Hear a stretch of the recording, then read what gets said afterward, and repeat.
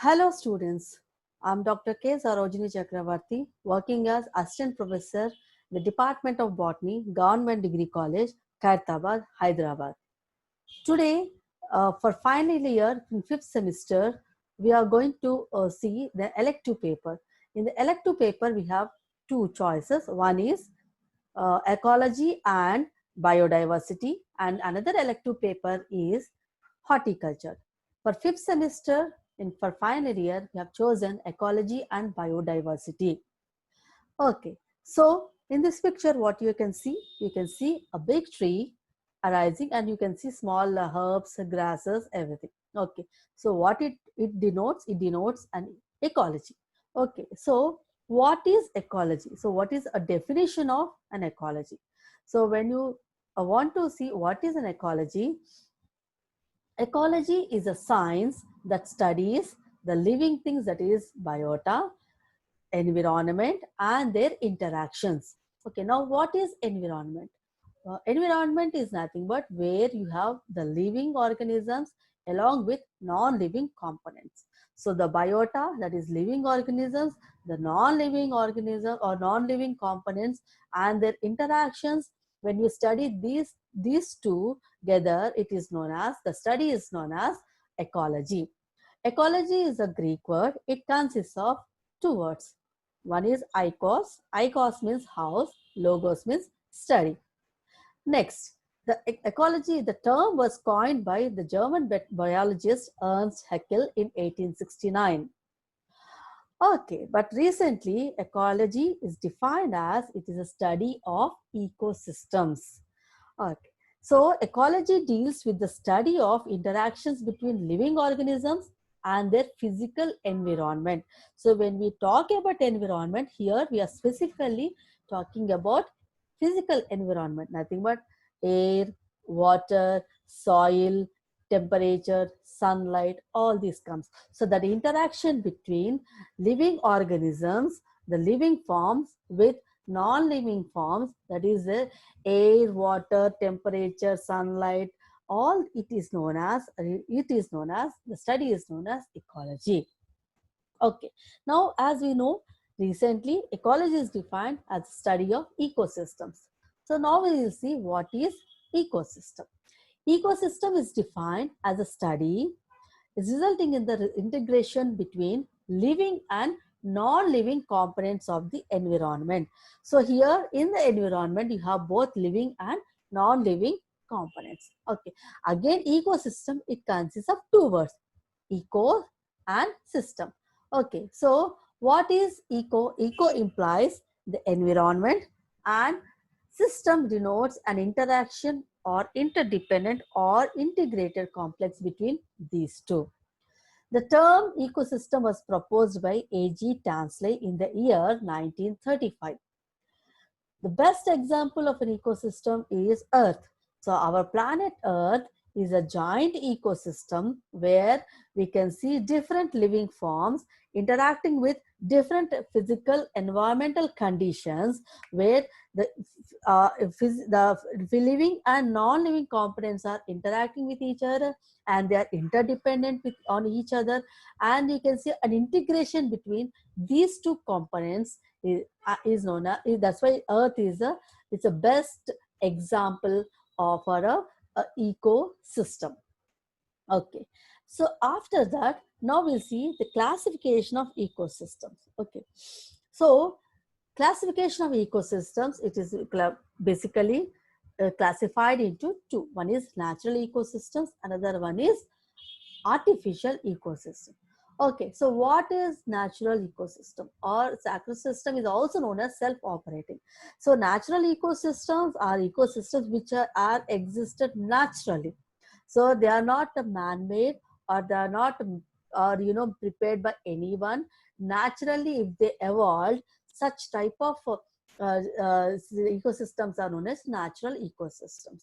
So here in natural ecosystems, you have two different types of natural ecosystems. One is terrestrial. Terrestrial means on the ground. So if an ecosystem, it arises naturally on the ground, they are known as terrestrial ecosystems, which includes the forests, the grasslands and the deserts. So the different types of forests, like evergreen forest or dry deciduous forest or deciduous forest or the tropical deciduous or alpine. So all this comes under terrestrial ecosystem. Grasslands, so different savanna. So all these prayers and all these grasslands, it comes under terrestrial. And deserts also, you have different types of desert ecosystem. That is, the desert of Sahara is different from the desert ecosystem of Thar. So like this, there are different ecosystems which is present on the soil or on the substratum. Next is aquatic ecosystem. So what is aquatic? Aquatic means water. Means the ecosystem which is present in water bodies is known as aquatic ecosystem. So aquatic ecosystems is again of two types based on the type of water. One is what freshwater ecosystem, another one is marine water ecosystem. So now what is a freshwater ecosystem? So if you have the water is very fresh, means it is not salty, then it is known as freshwater ecosystem. The freshwater ecosystem is again divided into two types, depending on whether water is running or it is standing. If it is water is running, then it is known as lotic freshwater ecosystem. Example, running water means rivers, springs, streams, all this comes under freshwater ecosystem.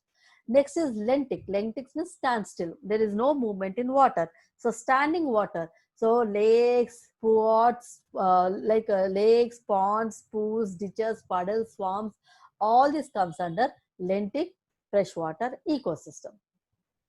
Next, marine water ecosystem. What is marine water ecosystem means? It is a salt, the water body is salty, means water is salty. So examples, oceans, seas, estuaries and salt water lakes, all this comes under marine water ecosystem. Next is artificial. Artificial ecosystems, man-made ecosystems. They are not naturally evolved ecosystems, but they are man-made ecosystems. Okay, so while having this, man is preparing or when building a ecosystem, artificial ecosystem, so there will be some kind of disturbance to the natural environment or natural ecology. Okay, how we can say this? Example for man-made ecosystem is agriculture. So when you want to have an agriculture field, it is not naturally evolved. So you have to choose a land where natural ecosystem is existing. That land has to be converted into an agriculture land. So there is some kind of disturbance in the regular natural environment. So there is some kind of manipulations will be there. So there will be some additions and deletions will be there. So other than agriculture, examples for these artificial ecosystems are wildlife sanctuaries, national parks, gardens, and your urban parks. All this comes under artificial or man-made ecosystems. Okay. Next, now we'll see components of ecosystem. So what are the different components of ecosystem? Means what are components, what are the parts of an ecosystem? An ecosystem has two major parts. Means what is made up of ecosystem? Ecosystem, it consists of two important components, that is biotic and abiotic. Now what is biotic or living components? So it consists of biotic and abiotic. Biotic means living, abiotic means non-living. Now we'll see what are biotic components. Biotic components are living components. Okay, so plants, animals, even human beings, microorganisms. So all this comes under biotic or living components where they have different nutritional behavior. Okay, so depending on the different nutritional behavior, again biotic components are divided into different. One is producers or autotrophs, consumers or heterotrophs or macro consumers, decomposers or micro consumers. Now we'll see each one in detail. Producers or autotrophs. So what are producers? Producers means which produce. Okay, what are autotrophs? Autotrophs are nothing but, as you know, the organisms which can prepare their own food are known as autotrophs. Okay, so Which are the producers? As we know, all green plants comes under category as producers, because they produce their own food, because what is the reason? Because they have chlorophyll. Chloroplast has a chlorophyll. Okay, because of presence of the pigment chlorophyll, they can synthesize their own food in the presence of sunlight, utilizing carbon dioxide and water, and the process is photosynthesis. So through photosynthesis, they prepare their own food in the presence of sunlight. Okay, so that's why they're also known as autotrophs. Okay, so these plants or producers are also known as converters, because they convert the solar energy into chemical energy. Okay, other than in producers, other than plants, there are some, some bacteria are there, photosynthetic autotroph bacteria are there, and chemoautotrophs are there.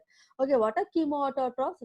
Chemoautotrophs are, they can synthesize, food by using, organic matter by the oxidation of certain chemicals in the absence of light. Again, certain bacteria comes under this category. Okay, so the producers here we are talking about plants. Even other than plants, there are some other producers are there. So the other producers are algae. Okay, even algae, they are also known as autotrophs, but they can prepare their own food in the presence of sunlight. So algae are also producers. So where algae will form the producers, the algae will form the producers in the aquatic ecosystem, whereas plants are the producers in terrestrial ecosystem. Next category is consumers. So consumers are, what are consumers? Which consume, means which depend on others. Heterotrophs. What are heterotrophs? Heterotrophs are nothing but all the living organisms which depend on other living organisms for their food are known as heterotrophs. These are also known as macro consumers. Why macro? Macro means which can be seen with a naked eye. Which can be seen with a naked eye are known as macro. Okay, so that's why they are also known as macro consumers. Okay, these consumers, they consume the matter built up by the producers. They utilize it, rearrange, and decompose the complex materials. Again, these consumers are depending on the type of food they consume. They are divided into 4 categories. One is herbivores, carnivores, omnivores, detritivores. Okay, so first we'll go with herbivores. What are herbivores? Herbivores, they feed directly on the producers. Okay, the producers may be the plants or the algae or whatever it may be, lichens, anything. They feed directly on the producers, and hence they are known as herbivores. Why? Because they are depending on the green plants. So they are also known as primary consumers, because the producers are eaten first by these herbivores. That's why they are known as primary consumers. Example, rabbit, deer, cattle, insects, anything. Okay. Next, consumers. In consumers, the second category is carnivores. Okay, what are carnivores? Carnivores are the living organisms which depend on the herbivores for their food. Okay, that is one category. That's why the consumers which are depending on the herbivores, they are called as secondary consumers. Example, frog, birds, cat, etc. If the organisms, if they depend on other carnivores other than herbivores, if they depend on carnivores, then they are known as tertiary carnivores or consumers. Example, snake, peacock, etc. Not only that, even you have top carnivores are quaternary consumers. Okay, what are these? So here in this category, lion, tiger, they come. Okay, so lion, tiger, they cannot be eaten by other animals. Okay, but they they depend on other consumers. Okay, for their food, and since that they occupy the topmost position in the food chain. That's why they are categorized as top carnivores or quaternary consumers. Okay. Next is omnivores. What are omnivores? Means which depend on both plants and animals. That is, both on producers and consumers for their food are known as omnivores. Example, fox, birds, and man. Yes, man is the best example. Why? We eat both. We are both vegetarians as well as non-vegetarian. Means we eat both plant, leafy vegetables, everything, fruits, everything, and at the same time we eat animal products also. That's why we are omnivores. Next is detritivores. Detritivores are also known as saprophytes. You know what are saprophytes? Saprophytes are the organisms which depend on dead and decaying matter. Okay, so here also these detritivores, they depend on partially decomposed matter and convert them into soluble form. For example, here termites, earthworms, ants, and crabs. Okay, next, decomposers in components of ecosystem. Next is in biotic components. The next is decomposers. Decomposers are also known as micro consumers. Why they are known as micro consumers? Because here bacteria, actinomycetes, fungi, they come in this category. Okay, they are microorganisms which cannot be seen with a naked eye. They require a microscope. That's why they are known as micro consumers. So here these micro consumers, they derive their nutrition by breaking down the complex organic compounds and release inorganic nutrients into environment, making them available again to the producers. Okay, so here because of presence of these decomposers like saprophytic bacteria, saprophytic fungi, or actinomycetes, they act upon these dead and decaying matter, convert the complex form into the simpler forms, and when they convert the into simpler forms, they are they are producing a vermicompost or a nutrient which is available to the soil, and from the soil again the whatever required nutrients are there, they'll be uptaken by the plant. That's why here what we are saying, see, whatever when they're making it to inorganic nutrients, again they are making them available to the producers, nothing but to the plants. Okay, so from the when it is this is available in the soil, then inorganic nutrients, and through from the soil again the plants will take up. So like this, like this, they are interdependent on each other and they are inter exchanging with each other. So this is regarding the biotic components or the living components. Now we'll go with the next category, that is abiotic or non-living components. Okay, so non-living means they doesn't have any the life. Okay, so here what comes is climatic regime, soil or substrata, inorganic substances, organic substances. All this comes under abiotic components. Okay, now we'll go with the first one, climatic regime. In climatic regime, as we know, air, water, light, temperature, precipitation, all this comes into consideration. Okay, so first we'll go with air. Air. So air is present everywhere. In terrestrial environment, air surrounds the biotic factors, whereas in the aquatic environment, the biotic factors are surrounded by water. Okay, so air is important. Okay, so why? Because we are breathing, we require oxygen, the oxygen which is present in the air. Okay, so air is very, very important because for breathing, for all living forms, whether if we are living means we require air. So that's why any kind of change in air means, especially because of our man-made activities, there is there is a change in the air.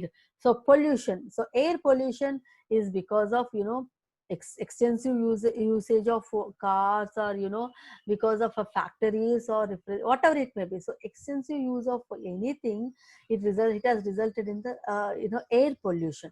That's why we should be very, very careful. So because all these are interlinked with each other, both biotic and abiotic components, That's why we should not disturb the ecological niche of the environment, or nothing, but we should not disturb the ecosystem of the environment. We should not. Okay, that's why we should be very, very careful. Okay, so next, one more thing is, for aquatic organisms, both the chemical composition of the air and water, okay, also the quantity of air and water impact on the living, living forms of the water. Okay, for example, when you take algal blooms, okay, you know what are algal blooms? So when algal blooms means aggressive growth of algae. Okay, algal blooms when become excessive, the presence of these algae, it reduces the oxygen in the water. Okay, so when there is a reduction in the oxygen levels in the water, what happens? So the fish which is present in the water bodies, they cannot get the oxygen for to breathe, and they suffocate and they die. So that's why not the quantity of air, okay, and water, it has an impact on the living forms of the water bodies, means nothing but the aquatic ecosystem. Example, water blooms. Okay, next is water. Next is water. As we know, even water is essential for all the living organisms. Okay, to the chemical, whatever the chemical reactions which are taking place in our body, we require water. So for plants, water is essential. As we just know, we have study, like when where the plants are producing or preparing their own food through the process photosynthesis, where again one of the requirement is water. Okay, so water is an essential. Okay, it is essential to all the living organisms, for the chemical reactions, to be occurred in our body. So water is essential for life on earth. Okay, not only that, water also serves as a living environment for aquatic animals. Okay, now for all aquatic animals, if there is no water, there is no life. So that's why the changes in the quantity and quality of water also, it is having an impact on the living systems. So that's why one reason is pollution, water pollution. So even water pollution has a effect on the living environment, especially on the aquatic ecosystem. So especially in the aquatic ecosystem, when there is a change in the quality of the water, so the whatever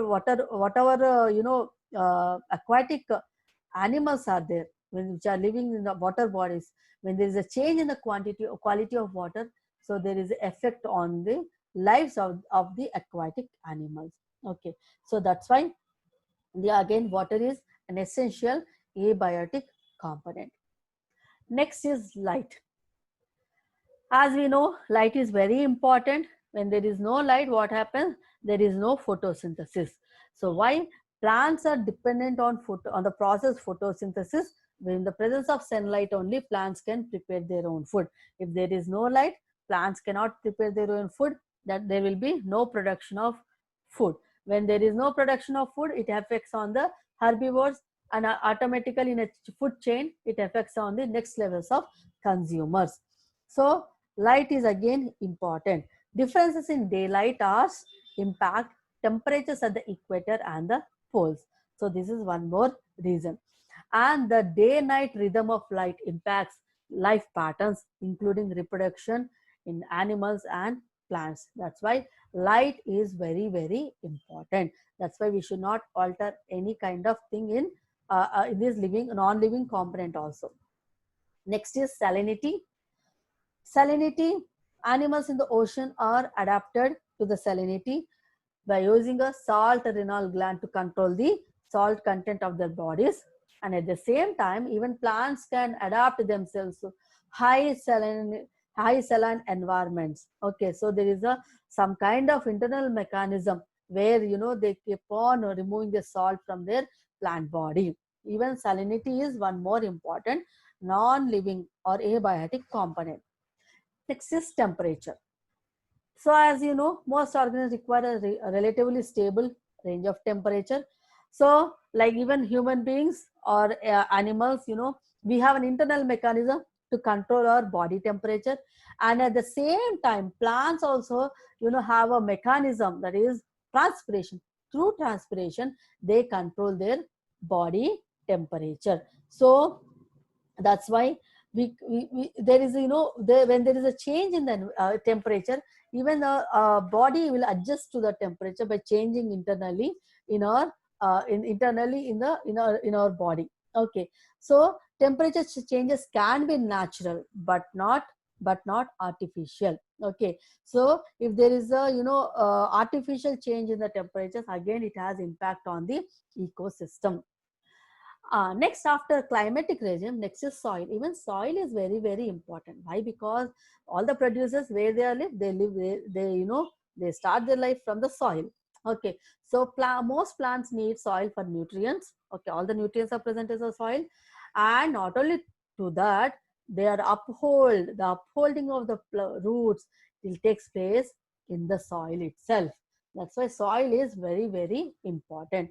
So it provides the required nutrients and minerals to the plant and required water through the roots. And the roots are, they are hold themselves very, very comfortably in the soil. And at the same time, even animals have an impact on the soil, by the soil. Okay, such as the filter feeding sea slugs, whose gills would be clogged if the substrate or soil substrate suddenly included fine particles of sand and silt. Okay, so this is one more reason. The sand should be coarse. It should not be very fine particle sand or silt. If it is there, the gills of these sea slugs are clogged with sand and silt, and they cannot breathe and they will die. After that, there is another one is inorganic substances. The inorganic substances like carbon, nitrogen, hydrogen, oxygen, phosphorus, sulfur. Okay, all these are involved in mineral cycles. Okay, as you know, carbon cycle, nitrogen cycle, hydrogen cycle. We'll deal with them in the next classes. Next, the amount of these substances present in an ecosystem, it is known as standing state or standing quality. So how these cycles, biogeochemical, how these mineral cycles, they have effect on the living components in an eco, how they are how they are interdependent, that we'll study in biogeochemical cycles. The last one is organic substances. So what are organic substances? Organic substances are carbohydrates, the proteins, the lipids. Okay, all these forms carbohydrates, proteins, lipids. Okay, they form the body. Okay, whatever the animal body or man or body is made up of carbohydrates, proteins, and lipids. Okay, plant body is also same way. And at the same time, humic substances. All these are linked with abiotic components with the biotic components. In the when we are alive in a living form, all these are present. So when we die, the microorganisms are nothing but the decomposers. They act on us, and they convert the complex organic substances into the simpler inorganic forms. In the inorganic forms, again it is dissolved in the soil, and from the soil again it is uptaken by the plants. So like this, it is a interchangeable or interdependent, and there is an integration between living and non-living components. So this is a picture showing a typical ecosystem where all are interdependent with each other. And here in this we can very clearly see when there is a no man-made intervention, where you can see water ecosystem, terrestrial ecosystem, and all these are living happily. Okay, and you can see insects, algae, microorganisms, all these are there. Okay, so this is a typical ecosystem where the living and non-living components are dependent on each other, interdependent, and they are having an interaction. They're having an interaction among themselves. But when man has intervened, so when we have taken over on the ecosystem, we can see forest fires, soil erosion, forest destruction, and lot of air pollution through the factories. So this is a destruction because of man intervention into the natural ecosystem. So that's why when we are learning this ecology part, we should feel that we as a human beings, we should not intervene in the natural ecosystem. We should we should protect the ecosystem, because we are the part and parcel of this ecosystem. As a part of a biotic component, living component, even man is a part of an ecosystem. We should be part of this. We are interdependent in the ecosystem, on the living and non-living components of other life forms. That's why we should not interfere and cause disturbances to the ecosystem. Next class we'll continue with the other topic in ecology.